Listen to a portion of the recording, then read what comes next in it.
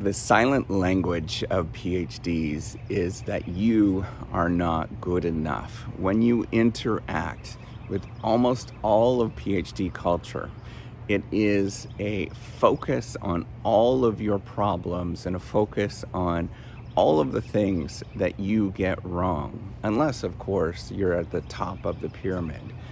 But all of the entire culture is talking about what your flaws are. And even though they're talking about the specific idea and they're talking about all these wonderful ideas that you have, the focus on all of that is the problems that you have as a particular, as the idea and as the creator of that particular idea. You have internalized that.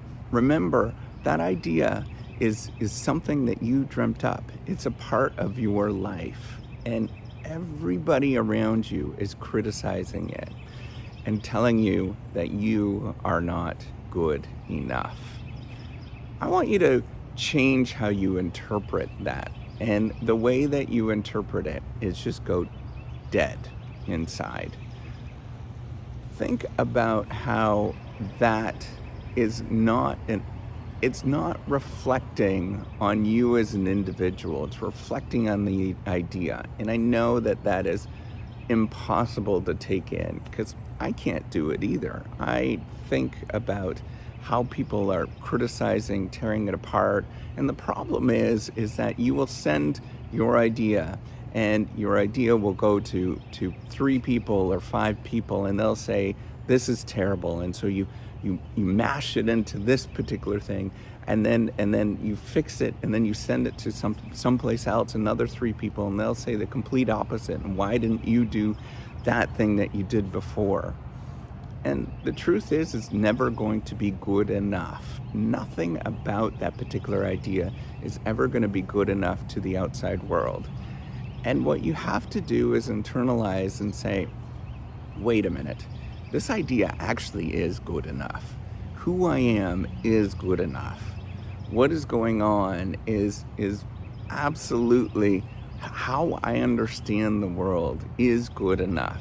What I have to do is figure out a way so that I can communicate this message to the outside world and figure out that I'm going to think about, okay, if I say this, somebody else is going to say this particular thing.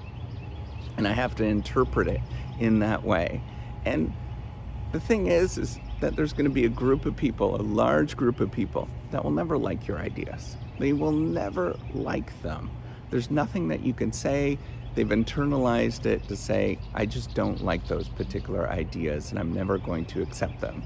I remember having a couple of people in my life, I'm not going to out them in any sort of way, where they just say that I just don't like those ideas, that whole class of ideas, because it just doesn't resonate with what they're saying. In fact, you'll run into a lot of people that say that and they just shut it off. And there's nothing that you can do to get them to believe or accept or say anything. And so what you got to do, just walk your path. Just keep going. Find out those allies, find out those people that actually do believe in who you are.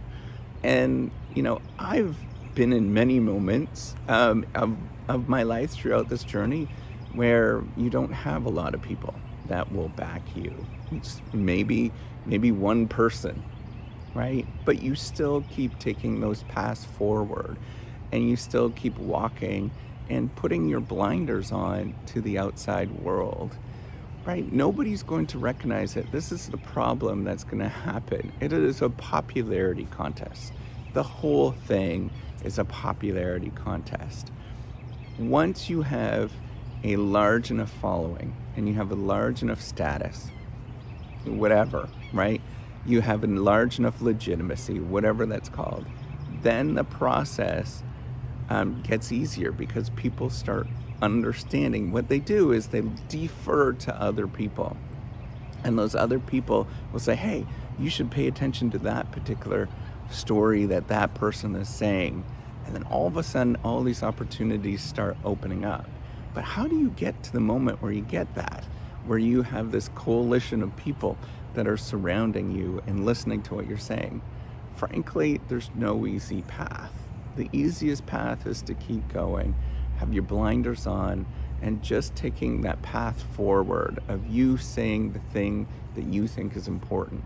And I've seen that in it. I've never really kind of understood this until I've been in the game long enough, where I just see people just walking forward.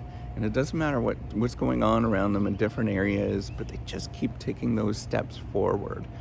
And they just wait until something happens. And it might take you 30 years by the time something clicks. So what? So what? Right? If it takes 30 years, who cares? At least you lived your life in a way that you think is sound and wise, and you made the point that you wanted to make. I've seen this is one of the problems that you actually see early on with a lot of junior PhDs, including myself, is somebody says, hey, that's a dumb idea. You'll be the first person. You have this great idea, and you go talk to somebody, and they say, that's a dumb idea. And then you're like, oh, I should switch. I should go do something else. And you go do that other thing. And then you realize that somebody else says, well, that's a dumb idea. And eventually you realize that everybody else, they do this because this is the way that you actually gain credibility in the whole academic game, is by tearing down other people instead of saying, wait a minute, that's actually a pretty good idea. Let's work on that. That is a different way of saying things, and that does not happen. The way that you build credibility in academia is by tearing down other people and propping yourself up. Now, we can change the conversation by simply saying, let's just keep working at it. Let's ignore the outside world. There's always going to be critiques. Nobody's going to like what you're saying, whenever you interact with them. And it just takes a couple of people to start building that coalition. Keep going. Don't look back. And quit paying attention to the outside world.